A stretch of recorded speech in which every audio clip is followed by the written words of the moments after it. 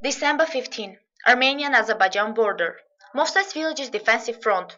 A victim of Azerbaijan's cartridge was conventional serviceman. The ceasefire has been broken again when Minsk group was in Baku. Defense Minister's press secretary Artsun Hovanesyan corroborates that rival has broken the ceasefire more than 800 times.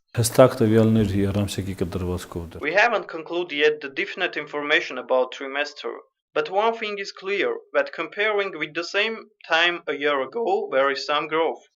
About snipers' withdrawal from frontline, Speaker noticed that Armenian side is always ready, but Azerbaijan's policy is quite different. In this case, the standpoint of Azerbaijan is not constructive and always announces in the highest level that they won't take such a step. Moreover, they further aggravate the situation. The Armenian Strategic and National Research Center's scientific director and political analyst Mavel Sargsyan does not find Azerbaijan's behavior strange, considering its actions on front line linked to discussion process. They also don't hide their military diplomacy in front line. They are trying to use their shots and murders as a kind of pressure on diplomatic process. At the NATO seminar that took place from November 17 to 18 in Brussels, human rights activist Artur Sakunt said that Armenia and Azerbaijan are violating treaty on conventional armed forces in Europe, when Azerbaijan's military budget had not passed the 3 billion mark. That as a human rights activist, he had to speak up about those violations. We tried to find out what kind of work has been done in the 3 years since this announcement. Yes, I have noted that, and during these years announced.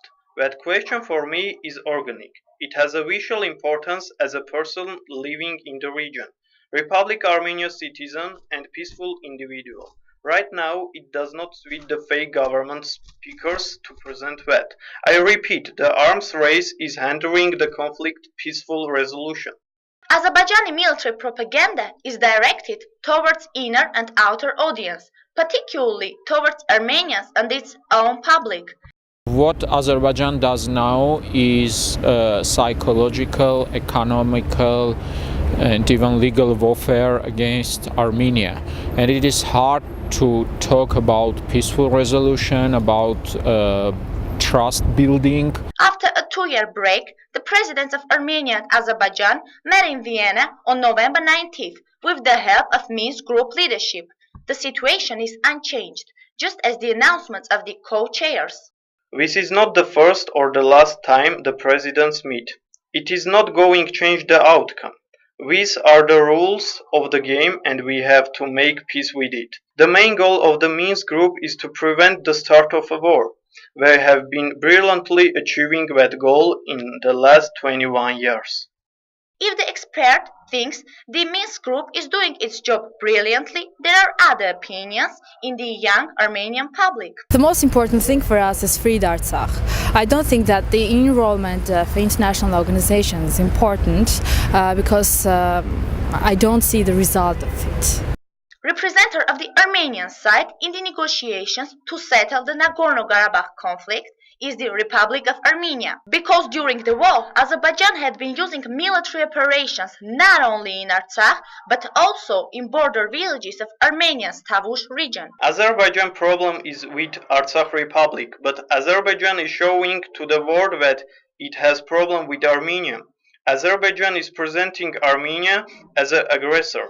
Artsakh conflict negotiations, Minsk group mediations, or Turkey. It has already been a few years that Azerbaijan tries to show to foreign societies that Minsk group's activities has been failed and offers Turkey's support to solve the issue. Armenian experts have a totally opposing opinion about Turkey's support. Turkey is our enemy. Nobody can be a middleman without our approval. I think that's not a logical approach. Azerbaijan, who criticize Minsk group, can refuse from that support. Obviously, they are not going to do so, because it's in their favor. Diplomats' language is given to hide the thoughts, and not for speaking up. Are the negotiations preparing ground, which may lead to peace between Armenians and Azerbaijanis? More than 20 years of negotiations, losses in both sides, increasing hate by Azerbaijani's side. How is this going to be solved? peace or war? Minsk groups still have some potential for the peaceful regulation of Nagorno Karabakh conflict, or to say more general Armenian-Azerbaijani conflict. There are healthy minds in Azerbaijani society. They don't want the war. The speakers who speak only for the money are the only ones in favor of the war. Of course, they are not ready yet.